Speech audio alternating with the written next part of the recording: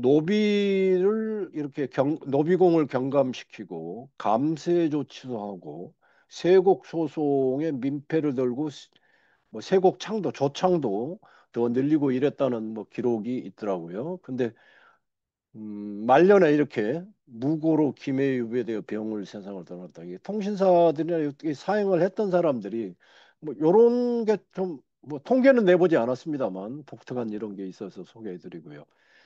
그다음에 이제 개미 사행에 대해서 좀 말씀을 드리면 조금 전에 그 책을 썼다는 사람들이 어, 요때 독특하게도 사행록을 자그마치 9편이 남아 있습니다. 다른 사행에 비해서 어, 가장 많이 남겼다고 하고요. 그리고 이제 정사가 남긴 그 기록 말고도 여기 이제 남옥은 제술관이고요. 성대중, 원중거, 김인겸은 여기 그 서기로 따라간 세 명입니다. 그래서 이제 이 사람들 중에 우리가 잘 아는 사람은 그 국문가사 일동 장유가를 썼던 김인겸은 뭐 학교 우리 저희들 학교 다닐 때도 책에 나왔었던 것 같은데 지금 정확한 기억은 아닙니다만 그다음에 이제 이 중에서 어, 원중거의 승사록과 하국지 아까 말씀드린 대로 이런 것들을 좀 말씀드리려고 그러고요. 어, 이때 여기 혹시 이연진이라는 사람 혹시 들어보셨는가요? 이분이 이때 역관으로 따라갔는데 이분은 뭐 기록을 남기지는 않았는데 이제 자기 그 책을 이제 시문이나 뭐 이런 것들을 뭐 남겼던 사람인데 뭐 이렇다고 합니다. 문학적 여기 이제 그 조선의 천재 시인이라고 불렸다고 그러고요. 24살 때 이때 이 사행에 참가를 했는데 26에 죽었다고 합니다. 그래서 어, 같이 한번 소개해 드리려고 이 사람을 이제 썼고요. 그다음에 이제 그 해사 일기하고 여기 이제 승사록이나 일본록이나 이런 것들하고 차이점이 아마 일단 큰 얼개에서 말씀을 드리면 어, 해사 일기는 공식적인 기록이다 보니까 조금 그 엄숙한 그런 분위기 뭐 하여튼 그래서 이제 음, 조금 딱딱하다는 그런 기분이 드는데 여기 이제 그 서기들이 썼던 사행 기록들은 이 사람들이 대부분 아까 말씀드린 서울 출신이라고 그랬지 않습니까? 그래서 자기들의 그 재능을 이렇게 제대로 펼칠 기회가 없었었는데 이 통신사 행을 다녀오면서 그 문학적 재능을 뭐 제대로 발휘한 뭐 그런 그래서 이제 그 기록에도 그런 게 좀 남아 있다고 생각이 됐었고요. 그리고 또 하나는 이 사람들의 관점이 조금 더 자유로웠다고 합니다. 그리고 또 이제 이 사람들이 교류를 했던 사람들이 당시에 우리 그 실학을 했던 사람들하고 교류를 많이 했다고 그래서 이제 여기 다녀온 사람들이 또 실학자들한테 영향도 주고 주고받고 그랬다고 합니다. 예, 원중거에 대한 기록을 제가 이제 그 또 여기는 이제 그 남한강 쪽에 그 고향 마을이라고 고향그라는 데고요. 여기 연암일파라고 나오죠. 연암일파의 장록격으로 일본 인식 형성에 커다란 영향을 미쳤다. 우리나라 실학자들한테요. 그다음에 이동무 박제가와 마음을 나눴다고 하고 뭐 이렇게 이야기를 합니다.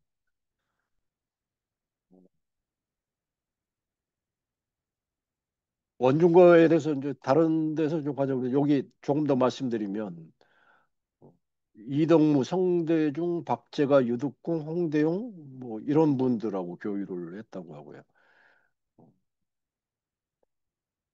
근데 원중거의 이제 그 승사록을 읽어보면 요런 그러니까 일본에 대한 제대로 된 평가를 선입감을 가지지 않고 제대로 된 평가를 이렇게 했다는 이야기를 좀 눈여겨볼 필요가 있다고 생각이 됩니다.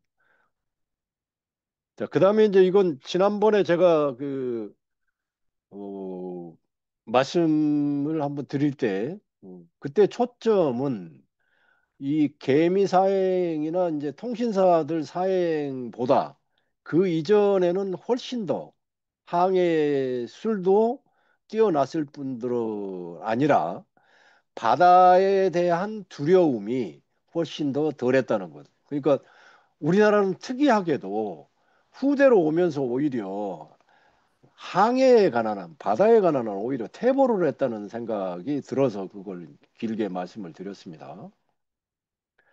자, 그다음에 이제 저는 이제 개인적으로 이제 오늘 이 통신사 뭐 이것을 하게 됐던 이유가 또 있더라고요. 아까 그 해행창제 말고도요. 이거는 이제 해양대학의 그 손태원 박사님이 한국해운사라는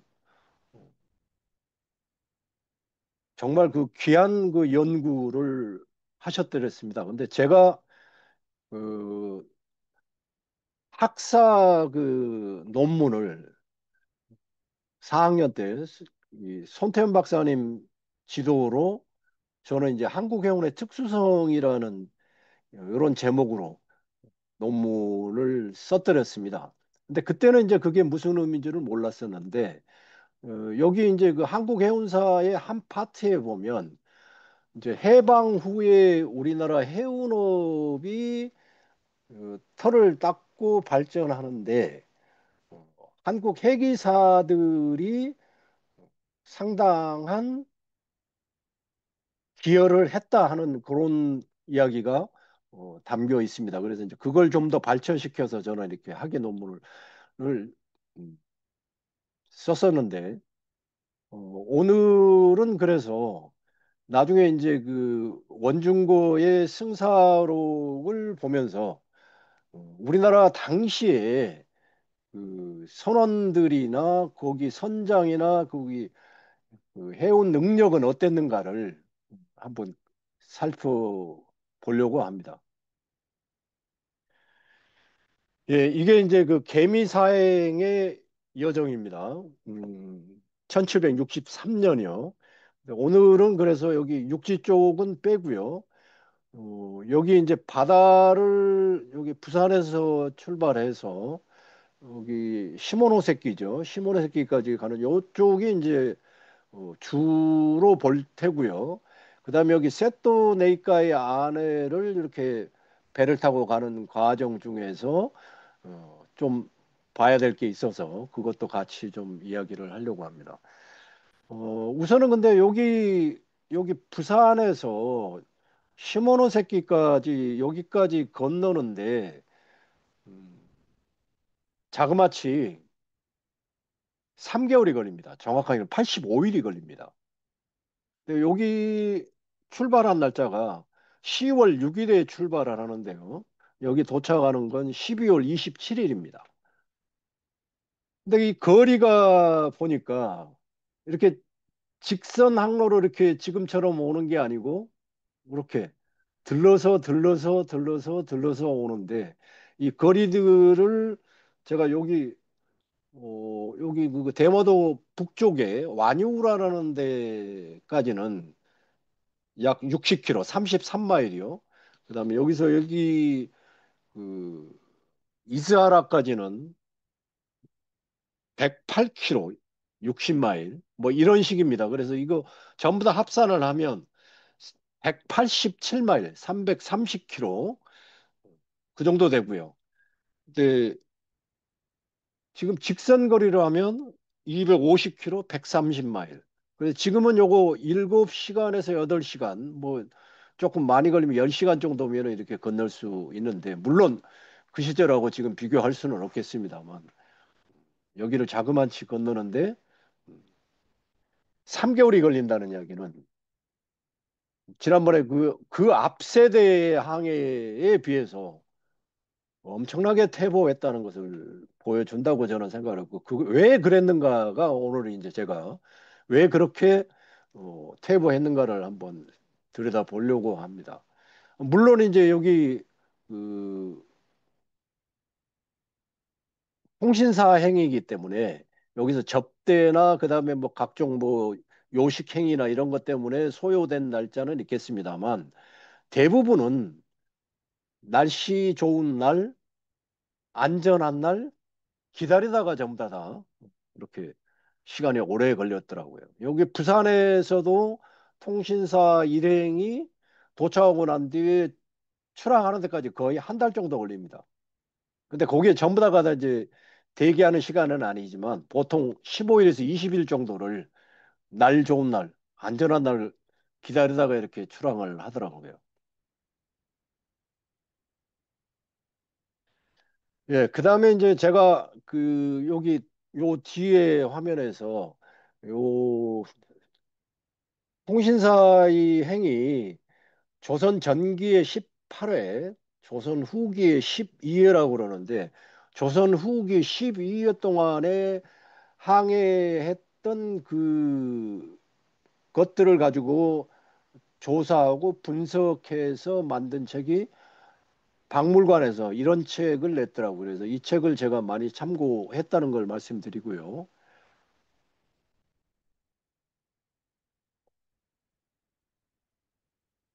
예, 예, 그 책에서 이제 또 제가 발췌를 해서 요런 것을 제가 지금 그 뽑아 봤습니다. 여기 이제 어, 뭐 육로도 있고 수로도 있고 뭐 전부 다 표현돼 있는데 제 관심은 이제 수로고요.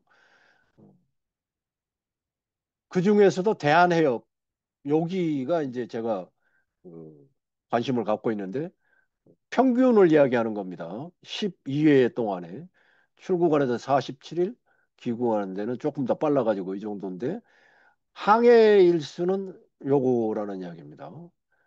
자, 그다음에 이제 세토나이카이하고 오사카에서 강을 따라서 이제 며칠 가는 거 그것까지 하면 뭐 요렇다는 이야기고요.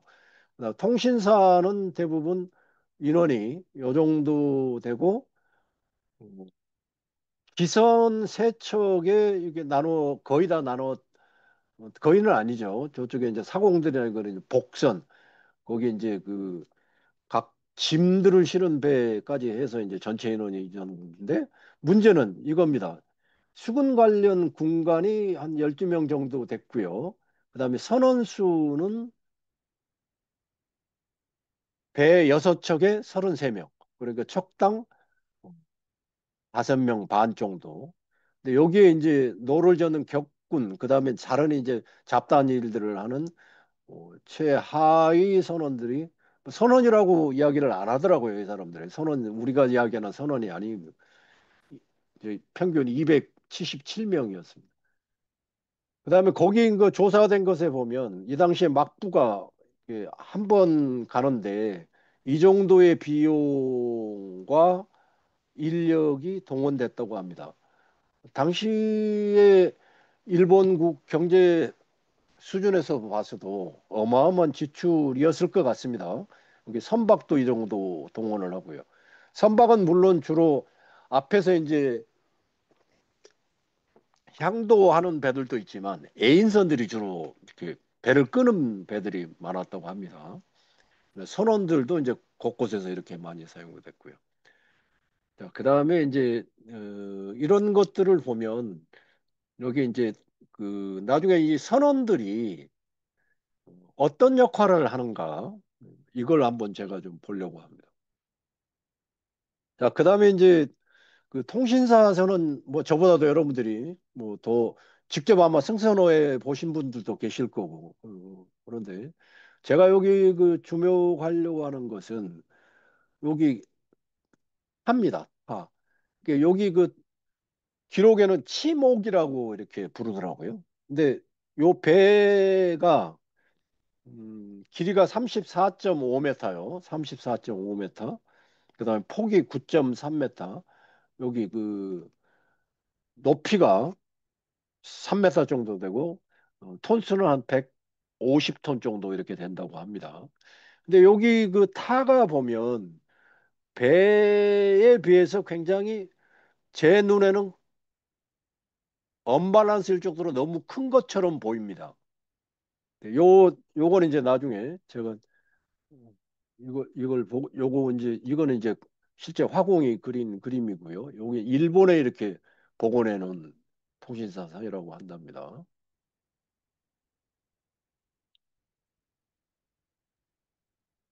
실제 이제 회사 일기에 조음 정사가 배 통신사선에 대해서 이렇게 기술해 놓은 겁니다. 아마 이 발이라는 말은 그 서양에서는 그 1페돔이라고 하는 거하고 같은 의미인 거 1.8m. 그러니까 아마 아까 그 기대하고 뭐 맞더라고요. 그다음에 이제 어, 부산에서 이제 출발하기 전에 해신제를 지내는데 재현을 하는데 그 기록에 의해서 또 이렇게 재현을 했다고 합니다. 근데 이제 요 해신제를 제가 직접 가보지는 못했습니다만 이미 여기 그 대해 신의를 입회를 모시고 해독의 제사 오래 의해 해독의 제사 지내는 의식에다가 뭐 이렇게 돼 있더라고요. 이미 그러니까 여기는 유교 형태로 이 제식이 완전히 변했더라고요. 제가 이제 다른 그 발표할 때 우리나라의 그 해신들에 대한 것들도 한번 그 공부를 해본 적이 있는데 후대로 갈수록 그렇게 어떻게 이제 그 바다라는 것이 이렇게 그 실체는 없고 어떻게 추상화돼 버린 그런 느낌이 이렇게 해신제를 보고는 저는 그런 느낌을 받았습니다. 그다음에 이 그림은 어, 너무 잘 아시는 사로 승부도 연가대가 있는 쪽이고 그다음에 여기 부산 진성이 있는 쪽이라고 합니다.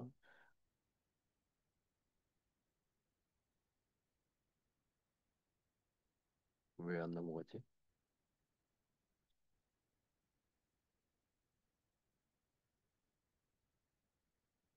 아, 이게 아니, 화면이 안 넘어가서 왜 그러죠?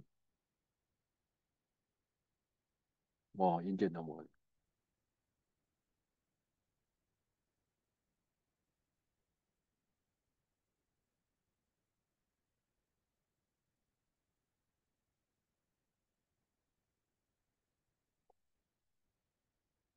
예, 해설기하고 해설기에 이제 그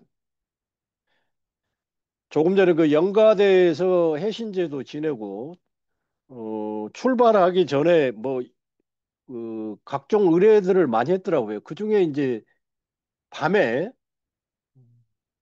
여기 망골레 뭐 이것도 이런 의식도 있는데 밤에 이렇게 횃불놀이를 했다는 이야기가 있더라고요.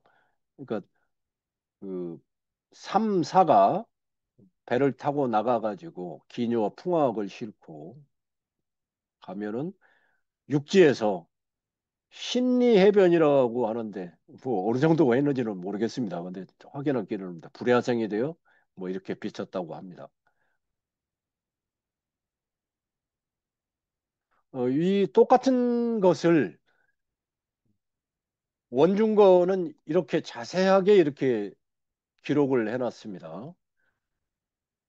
포를 쏘 해금 내금 뭐 그다음에 이렇게 조금 그 두 사람의 관점이 조금 그 차이가 좀 보이실 거라고 생각이 듭니다. 그다음에 요 밑에 부분은 상당히 문학적인 표현이라고 생각이 들어서 제가 지금 하이라이트를 시켜놨고요. 그다음에 이제 그 앞에 부분에서 승사록에 이런 게 나와요. 김윤하라는 사람을 아마 그러니까 밑에 그 격군이라고 그랬으니까 아까 노젓는 그런 사람인데 오랫동안 아마 그 배를 탔던 사람 것 같습니다. 근데 이 사람이 선장이 이렇게 뭘 잘못해가지고 하는 바람에 자리가 비어서 이 사람을 일약 선장으로 삼았다고 합니다. 나이가 69세라서 굉장히 이제 그 사람들이 그 평생을 바다에서 지낸 사람이겠죠. 근데 문제는 선장이 너무 없어 보이지 않습니까? 그러니까 이렇게 격군에서 바로 선장이 될 수 있다고 하면 저는 그래서 이거 보고 놀랬습니다. 그러니까 이게 음, 선원들이라는 전문 분야의 인력이 체계적으로 길러지는 양성하는 그런 시스템이 전혀 안 돼 있다는 그런 생각이 들어서 제가 가져왔고요. 아까 말씀드렸던 그 치목, 타라는 것에 대해서 이게 이제 그 바다를 건너가면서 계속 말썽을 일으킵니다. 요게 이제 그림으로 되어 있는 요거는 기판인데 요 이제 치수가 나와 있어서 보니까 여기 8자 같으면 2m, 2.4m, 7자 같으면 2.1m. 그러니까 엄청 큰 거죠. 그러니까 이게 제가 보니까 이제 나중에 이 치목이 계속해서 3번에 걸쳐서 추락만 하면 이제 그 고장이 나고 부서지는데 구조적으로 문제가 있었던 것 같은데 이것에 대한 언급은 하지 않고 조금 이제 다른 각도에서 이렇게 이야기를 하더라고요. 그래서 요 치목에 대한 것들을 한번 보시겠습니다. 여기 이제 어, 부산에서 5, 6도를 막 벗어나자마자 막 흔들리는 겁니다. 근데 이것도 사실은 날 좋은 날, 좋은 날 보름 이상을 기다려서 출항한 거 아니겠습니까? 그죠? 근데 이렇게 난리가 난 겁니다. 근데 아마 이것은 제 생각에는 이 이거 좀 볼까요? 저 이별을 아까 그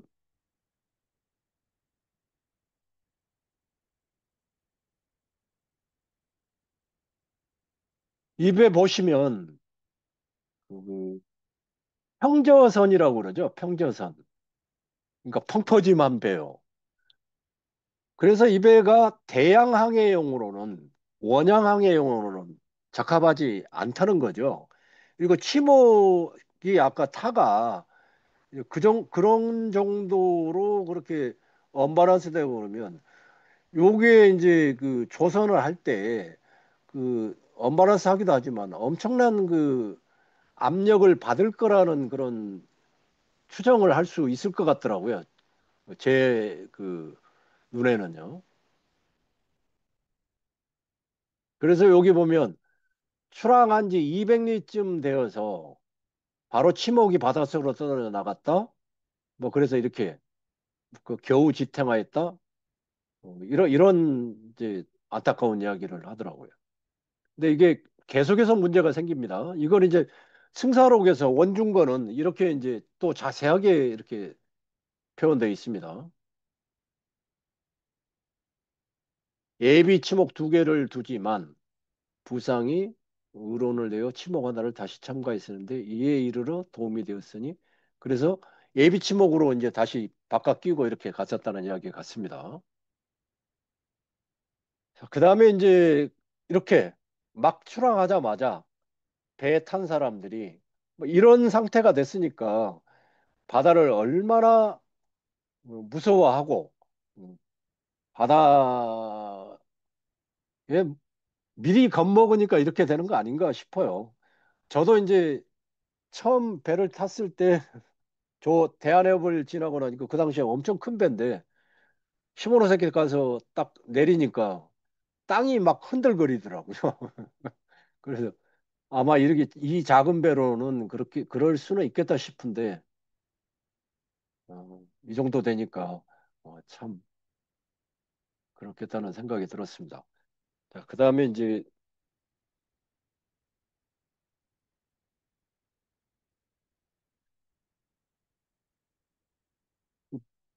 조금 전에 그런 이제 황파를 만났을 때 어, 요건 이제 그 이즈하라에서 이키노시마 쪽으로 항해하면서 또 침목이 이제 부러집니다. 그때 이제 침목이 부러지는데 그때 또 그 황파를 만나서 고생하던 어, 이야기를 지금 하는 겁니다. 두려울 바가 없다. 응접할 겨를이 없고 붙을 것이 없는 것 같다. 그러니까 요 표현들이 어 제가 이제 해양문학 읽기를 통해서 이제 다른 기록들이나 서양의 뭐 이런 것들도 많이 봤습니다만 요때 그 힘든 항해 이것을 어 물론 한문으로 쓰여진 거지만 이렇게 문학적으로 표현할 수 있었구나 하는 생각이 들어서 제가 가져온 겁니다. 바로 넘어가겠습니다. 근데 조금 전에 이제 그 원중거는 이렇게 지금 그 황파 상황에서 이렇게 대응을 하는데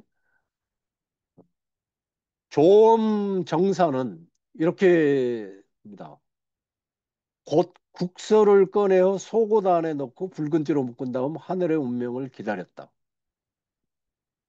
그 다음에 또 하나 이제 요 때도 보니까 물론 정사로서 음, 온당한 처신이지만 이게 무슨 의미가 있었을까? 만약에 이제 배가 침몰한다고 하면 그런 생각을 했었고요. 그 다음에 이제 여기 제가 조금 주목하려고 하는 이겁니다. 이제 조엄이 직접 내가 이에 거듭 경계하고 재촉하여 돛을 내리도록 하였다. 하지만 다 내리면 도리어 바람에 힘이 없어져 쉽게 엎어지는 지경에 도달할까 염려해서 단지 반을 조금 넘게 돛을 내리도록 하였다.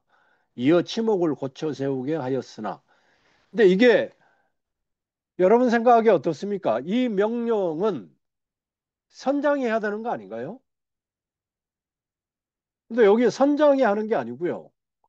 그야말로 그러니까 바다를 두려워하고 바다에 나오는 것은 죽는 줄 아는 선비가 선장을 통해서 하는 것도 아니고 직접 이런 명령을 하는 겁니다. 근데 여기 보니까 뭐예요? 돛을 내리도록 하였다가 다 내리면 안 될 것 같으니까 다시 또 절반 정도 이렇게 했다고 그러죠. 그러니까 이 판단을 물론 밑에 들어서 했기는 했겠지만 이 정도는 전문가인 선장한테 맡겨야 되는 거죠. 저는 또 그런 생각, 이런 문제 의식을 갖고 있습니다. 그다음에 이거는 이제 대마도의 뭐 지도라고 합니다. 근데 이 대마도 지도도 이거는 이제 뭐 우리나라 남해안 일대를 완전히 저 부산 저 울산 쪽에서부터 저 목포 쪽까지 이렇게 계속 병풍식으로 이렇게 만들어 놓은 지도가 18세기 말에 있었더라고요. 근데 여기도 보니까 뭐 항로라고 하기에는 그렇지만 하여튼 이런 형태의 상당히 상세한 해도가 있더라고요. 근데 과연 그러면 저는 이제 그런 의문을 갖고 있습니다. 장보고 시대 때에 해도가 있었을까? 그런 생각을. 근데 서양의 해도도 어, 언제쯤 그 요즘 이제 그 우리가 보고 있는 그 해도하고 비슷한 이런 형상을 이용한 해도가 만들어졌냐면 13세기 정도 돼서 만들어졌다고 합니다. 근데, 근데 이순신 장군이 임진왜란 때 해도가 어떻게 있었겠죠? 있었을 거라고 생각이 드는데 아직도 근데 남아있지 않다는 이야기는 한편으로는 근데 그런 부분에 대해서 누구도 관심을 안 갖고 있는 것 같더라고요. 그래서 누군가는 이런 부분에 대한 것을 좀 연구를 해야 된다는 생각이 들어서 말씀을 드렸고요. 그다음에 여기 이제 그 조금 전에 그 해도나 이런 것들도 스시마 지도와 일본의 인쇄된 지도를 얻어서 변박에게 베껴서 그리도록 하였다. 이렇게 이야기를 하더라고요. 그러니까 이것도 우리나라 지도가 그러니까 그 기해동정 때의 대마도 지도가 있었겠죠. 아까 이제 있었으니까 이제 그렇겠지만 일본 항해하는데도 그것도 일본 것을 이제 베껴서 이렇게 했다고 합니다. 근데 여기서 제가 여기 일본 지도 개정본을 얻어서 또 본뜨기 하겠다고 뭐 이렇게 이야기하는데 제가 또 주목하는 것은 이겁니다. 이 변박이라는 화공이 나중에 삼기선의 선장이 됩니다. 삼기선의 선장이요. 그 제술관이 탄 세 번째 그 통신사 선장이 됩니다. 이게 여러분 생각에는 어떻습니까? 이게 도대체가 무슨 이야기야? 저는 이제 그런 문제의식을 또 여기서 이제 발견한 겁니다. 일본에서 이제 이 고래 잡는 장면이 뭐 대마도 갔을 때 그다음에 음, 일기도 그쪽에 갔을 때 그다음에 그 다른 섬에 갔을 때 계속 이렇게 보여주더라고요. 실제 또 시연도 하고 뭐 그랬던가 봐요. 또 여기 그림으로 남아 있는 뭐 이런 식으로 일본에서 고래를 잡았다고 합니다. 여기 해사 일기에 보면 일본인들이 요때가 어디냐면 이키노시마에서 이렇게 일본 선원들이 고래잡이 놀이를 선보이고 구경하기를 그다음에 승사로기는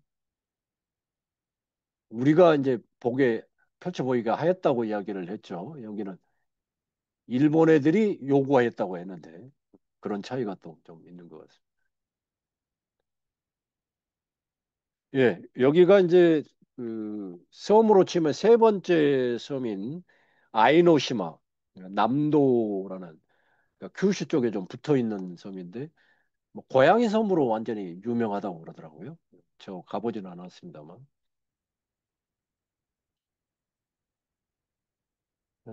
요게 이제 그 통신사선이 가면 그항 안에 이제 접안시키거나 안으로 데리고 들어갈 때 이렇게 그 자그마한 애인선들이 이렇게 끌고 들어가는 그런 장면입니다. 참 이게 음, 150톤 정도 되는 배를 이렇게 끌었구나 하는 그런 생각이 들었고요.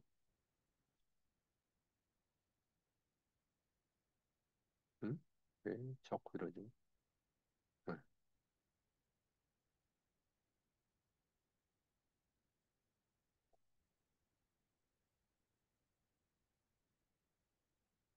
여기는 이제 조금 전에 이키노시마에서 그 아이노시마로 갈 때, 또 황천을 만나서 치목이 또 부러지고요. 뭐, 그 앞에는 또 돛대도 부러지고 그러더라고요. 근데 이제 그 상황을, 그리고 이제 그때 아이노시마에서 입항을 다 해가지고, 어, 부사가 탄 2기선이 침몰합니다. 그래서 이 배를 수리를 다 못해서 결국은 나중에 이제 그 대마도 계속 대마도 도주부터 그러니까 대마도에서 계속 따라가죠. 대마도 사람들이 그 같이 승선해 갖고 따라가더라고요. 근데 이 친구들을 계속 그 둘러대면서 마지막에는 그 고치질 못하고 이걸 환자를 다 떼어가지고 부산으로 다시 가지고 왔다고 합니다. 근데 요때 제가 이제 승사록의 원중거가 그 일반 선비들하고 달라서 저기 파도를 이렇게 구분을 해 놨더라고요. 풍도, 우도, 그다음에 한도, 그다음에 누도. 근데 나중에 이 누도가 문제가 됩니다. 누도는 뭐냐면 비바람은 그쳤으나 나머지 파도는 그치지 않는 거. 이 이야기는 무슨 이야기냐면 지금 현재 바람 방향은 뒷바람이 돼서 배가 띄울만 하지만 앞에 방향이 다른 쪽에서 그 바람이 만들어낸 누도는 여전히 있기 때문에 그 상황에서 출항하면 안 되는데 출항했다가 또 고생을 하는 그런 장면이 나옵니다. 그래서 요런 거 조수라는 말도 나오고요. 나중에 이제 그 배가 원중과가 타고 있던 배입니다. 이기선이요. 이렇게 침몰하는 그런 장면을 이렇게 표현이 돼 있어요. 자, 그래서 이제 요 침몰한 배 이것에 대해서 이렇게 이야기를 합니다. 제작이 정밀, 정밀하지 못했고 곳곳에 박았지만 개조해야 한다. 틈이 많았다. 엉성했다. 세 번 부러지고 분판이 두 번 떨어졌다. 아까 배를 수리하에 바치게 돌아갈 때 사용하도록 합시다 했는데 결국 이것도 이루어지지는 않습니다. 근데 여기서 이제 제가 주목하는 건 원나라하고 고려가 일본에 침공을 했을 때 당시에 송나라에서 만든 배는 판판이 전부 다 깨졌는데 고려에서 만든 배들은 끄떡 없었다고 기록에 나와 있어요. 그리고 당시에 배들은 튼튼했었는데 마찬가지로 후대로 갈수록 이렇게 더 배 만드는 것조차도 더 퇴보했다는 것을 보여주는 것 같아서 그건 정확하게 자신은 없습니다. 근데 이렇게 실제 기록에 나와 있다는 이야기고요. 요거는 이제 이즈라에서 이제 배 끄는 걸 이걸 관광 상품으로 타일로 이렇게 타일화로 만들어서 이렇게 있다고 하더라고요. 저는 못 가봐서 본 적은 없습니다.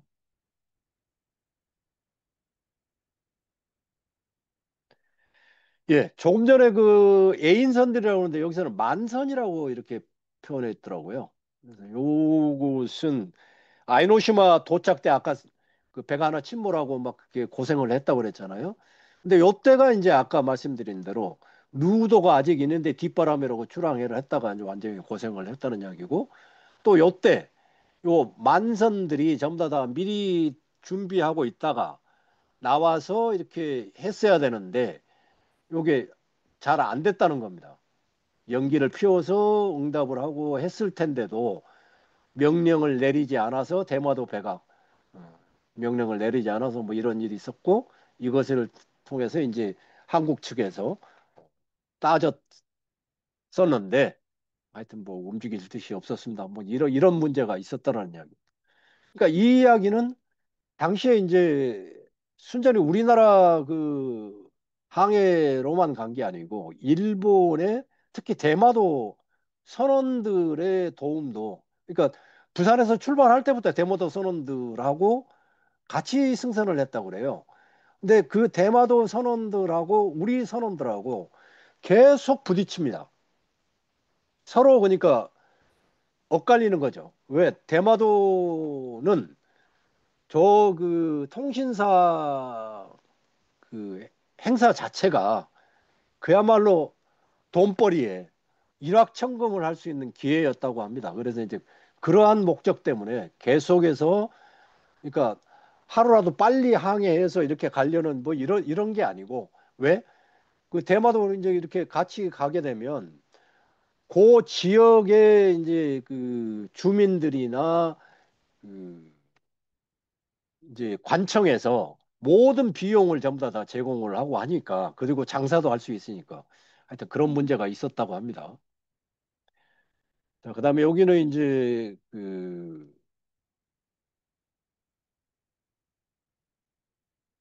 아까마 새끼요. 뭐 시모노 새끼는 그 하관이라고 그러는데 그냥 상관이라는 그러니까 시모노 새끼 동쪽에 있는 약간 좀 튀어나오는 데인데 거기에 이제 이렇게 일본에서 그림으로 남겨놓은 겁니다. 통신사 단위 퍼레이드 하듯이 이렇게 들어가는. 자, 그다음에 이제 지금부터는 여기 그 시모노세키에서 세토나이카의 아내를 주로 이제 한가운데로 가는 게 아니고 이쪽 혼슈 쪽으로 완전히 그렇게 붙어서 이렇게 섬과 섬 사이로 이렇게 갔더라고요. 그래서 아카시 해협 지나서 여기 오사카까지 이렇게.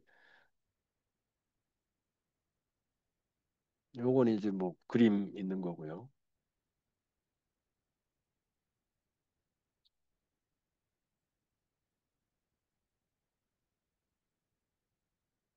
무슨 컴퓨터가 좀 문제가 있는 것 같습니다.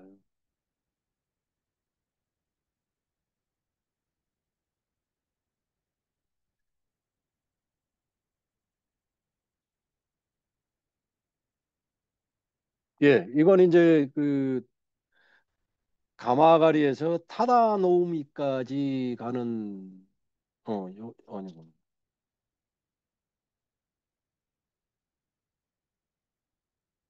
어,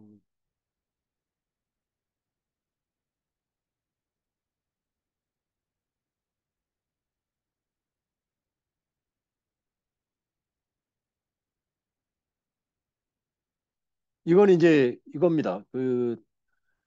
어, 아까마 새끼에서 무로즈미를 가는데 아까마 새끼에서 너무 일찍 출발을 한 겁니다. 근데 그 조류가 너무 세가지고 이제 밀물을 틈타서 배를 띄웠는데 회오리 치고 막 이러다 보니까 닻을 다시 내려서 이제 배를 진정을 시키려고 했다는 겁니다. 해사일기 그래서.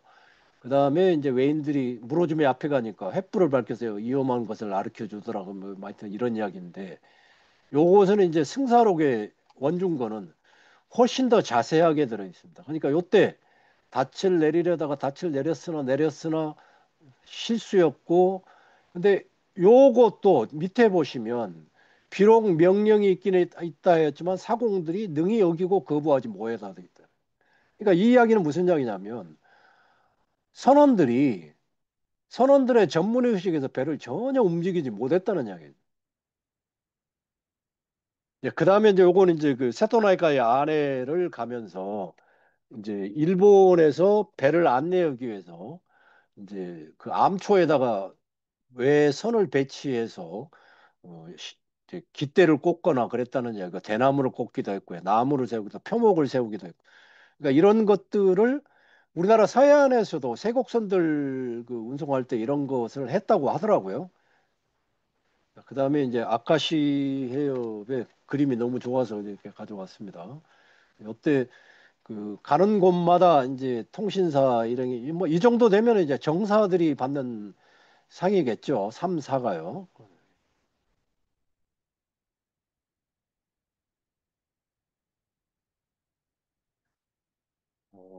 이때 이제 그 아까 조금 전에 그 아카시 해협 지날 때 달빛 비치는 장면을 문학적으로 이렇게 잘 표현했더라는 것을 한번 보여드리기 위해서 말씀을 드렸고요.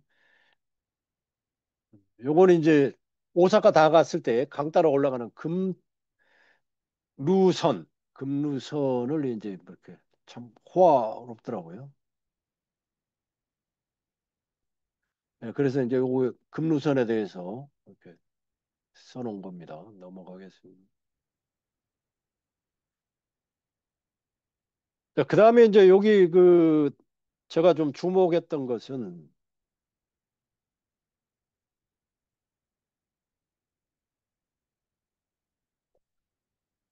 배를 이제 강 따라서 이제 배를 끌고 가는 사람들이 이렇게 강 양쪽에서 이렇게 배로 줄로 이렇게 끊더라는 이야기고요. 여기는 이제 강바닥을 파면서 준설을 하는 이야기를 했습니다. 대나무 광주리로 어떤 식으로 하는지 아주 상세하게 이렇게 표현되어 있습니다. 그다음에 요거는 이제 그 배달입니다. 나중에 이제 육지로 건너갈 때 강을 건너는데 이렇게 배를 이렇게 어, 연결을 해서 이렇게 배다리를 만드는 건데 이런 그림이고요. 예, 배다리에 관한 제도를 이렇게 자세하게 적어놨습니다. 근데 밑에 보시면 강폭이 800m 정도는데 280적 정도를 연결을 해가지고 이렇게 지나갔다 온다. 그러니까 얼마나 민폐였겠습니까? 그죠? 오사카 성이고요. 교토고.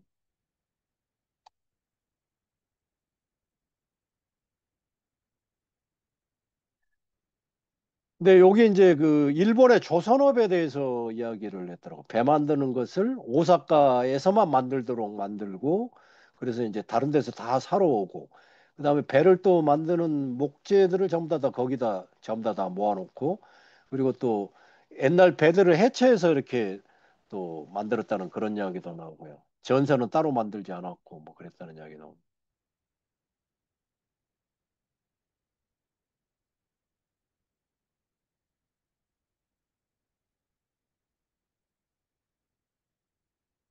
예.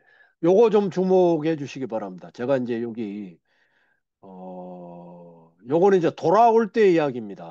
효고에서 이제 그 출항을 해야 되는데 아까 말씀드린 대마도인들이 자기들 이익을 위해서 핑계를 대면서 안 가는 겁니다. 그래서 이제 박중삼이 이제 나서가지고 일복선의 선장이 나서가지고 이제 그 조엄한테 이렇게 하자고 그랬더니 수역이 통역관. 근데 통역관도 그야말로 통역만 하는 사람이 아니고 일확천금을 노리기 위해서 장사에 하여튼 열을 냈다고 합니다.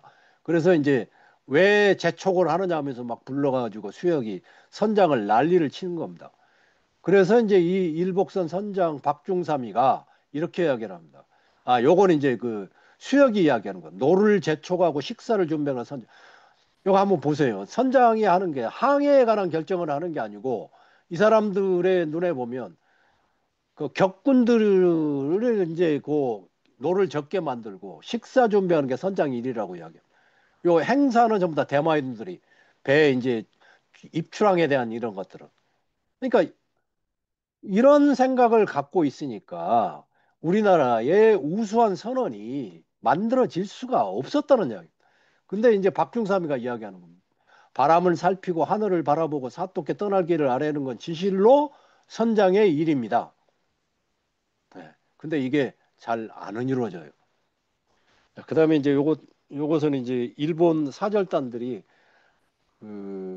그 가는 아까 이렇게 가는 길 말고 원래는 이렇게 갔었다는 이야기입니다. 그, 그, 그 통신사 선들이 얼마나 답답하게 갔는가를 한번 보여드리려고 말씀드립니다. 그래서 이제 이 이야기가 회사 일기에 이렇게 나옵니다. 그러니까 이렇게 갈 게 아니고 한 번에 가면 갈 수 있는데 하여튼 뭐 그런 이야기를 그리고 또 신라 시대 박재상이 때부터 그 이후로도 계속 이렇게 다녔을 텐데 하면서 회사 일기에 이런 답답한 심정을 조엄도 이야기를 합니다.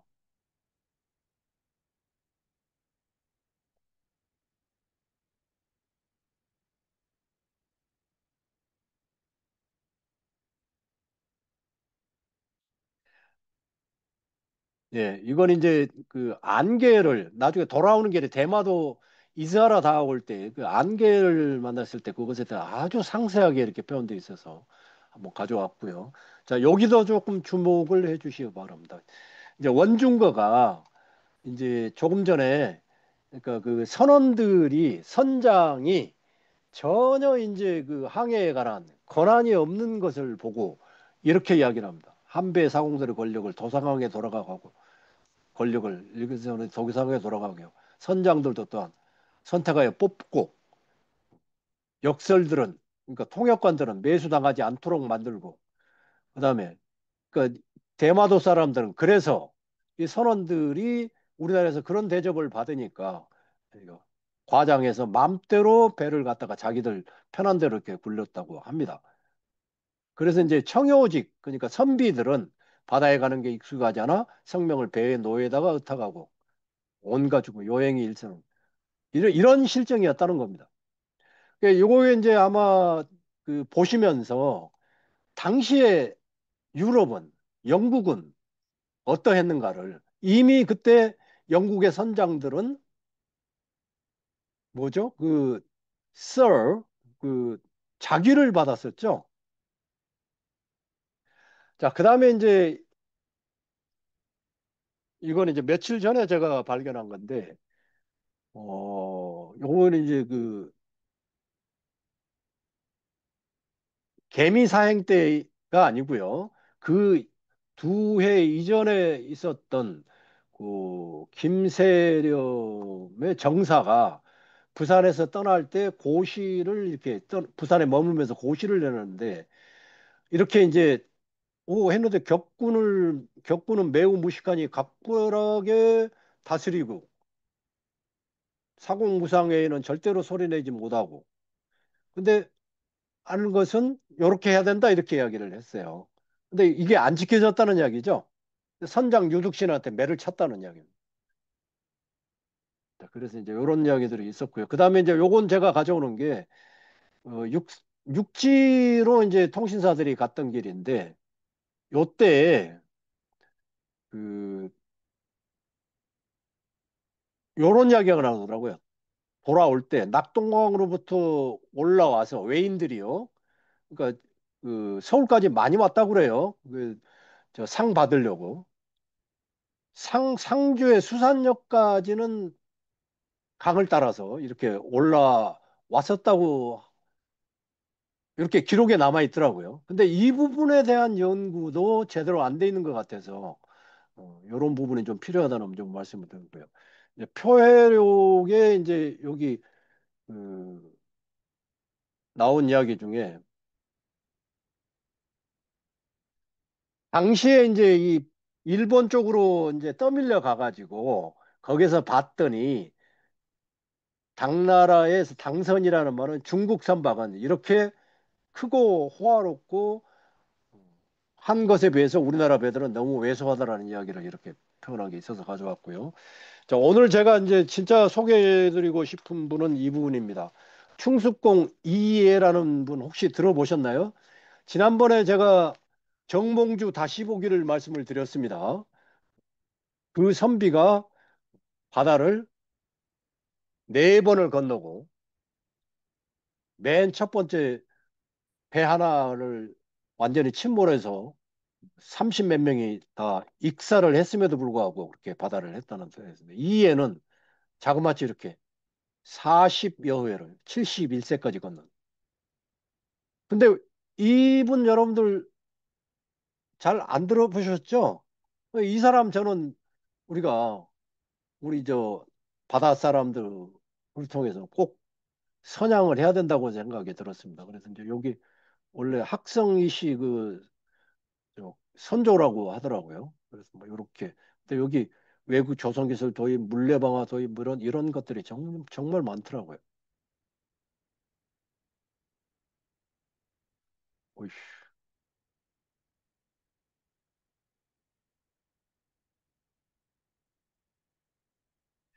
이제 이해가 이제 아까 그 배에 대해서 이렇게 어떻게 해야 되는가 튼튼하게 지어야 된다 뭐 이런 이야기 그다음에 그 요건 거도선은 뭐 에인선 같은 겁니다. 아주 작은 그 배 뭐 그런 이야기들이고요. 그다음에 여기는 뭐 지도선 표목 뭐 이런 이야기들이 있어서 어. 근데 여기 보시면 이런 이야기가 나오더라고요.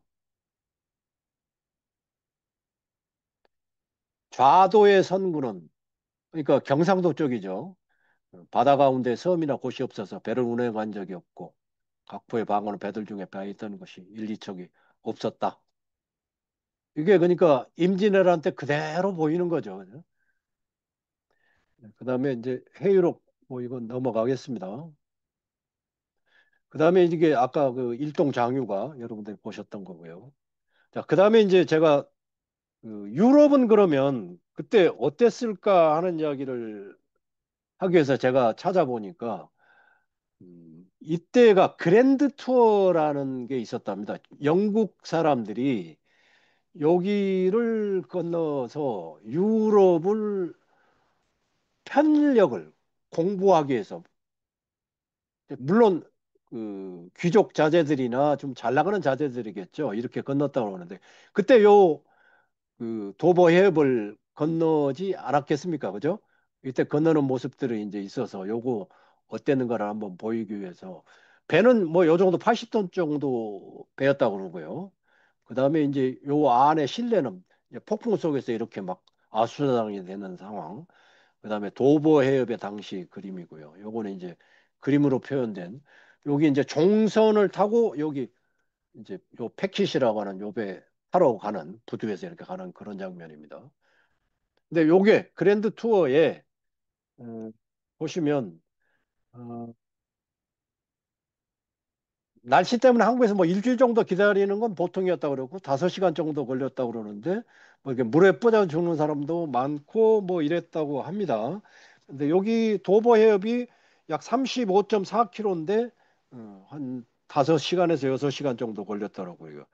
근데 이때 이제 사람들이 1660년에서 1715년까지 약 한 350명 정도가 일기나 편지로 기록을 남겼다고 합니다. 근데 제가 이걸 미처 찾아보지를 못해서 실제 이 사람들이 여기 건널 때 어떻게 리얼하게 건넌지까지는 제가 조사를 못했습니다.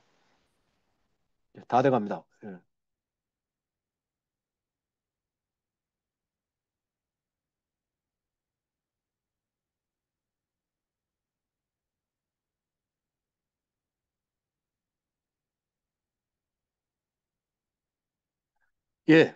예. 이게 그 마지막 슬라이드입니다. 원중거가 이제 통신사 운항에 대해서 마지막으로 이제 건의를 하는 겁니다. 그러니까 배가 튼튼해야 되겠다는 이야기고요. 그다음에 여기에 통신사 그 선단이 너무 허장성세가 많다. 줄여야 된다. 그리고 또 어떻게 해요? 격군은 모두 바닷가 영과 진해 관할의 뿌리를 받고 사령에 소속돼 있으면서 배를 타는 것에 익숙한 사람들로만 총원해야 된다고 했는데 당시에는 아까 뭐 화가도 되고 뭐 이상 격군도 되고 그다음에 뭐 뭐죠? 뭐 그 심지어는 일반 그 저 중인들은 뭐 이런 사람들도 순전히 장사하려고 이렇게 했다고 합니다. 그다음에 명무들 그러니까 거기에 이제 그 군인들 중에 해군들 같은 경우에 바람과 파도를 두루 경험하여 어려움과 고통을 맛볼 준비를 하고 배를 쓰는 방법과 키와 상하 때의 변화를 익히 알고자 하며 이런 것들을 할 수 있는 사람으로 해야 된다. 이렇게 이야기했고요. 또 마지막에 대마도인들이 엄청나게 폐해를 줬다는 거. 그리고 그것을 제대로 관리할 수 있는 이 남쪽 변방이 그런 체계를 제대로 갖추지 못했다는 것을 갖다가 이렇게 건의를 하는 형태로 이렇게 되어야겠습니다. 뭐 다른 많은 것도 있었지만 바다하고 관련된 것들만 이렇게 제가 뽑아봤습니다. 그래서 이제 마지막으로 이제 제가 말씀을 드리면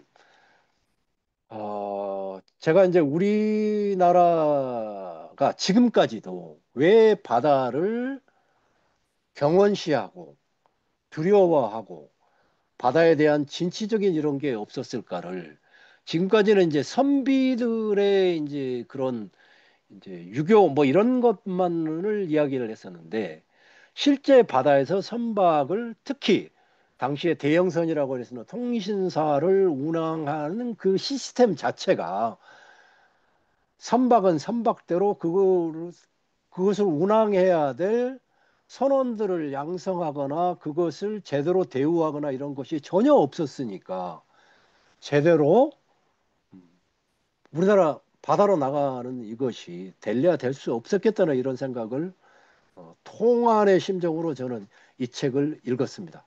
장시간 경청해 주셔서 감사합니다. 이상입니다.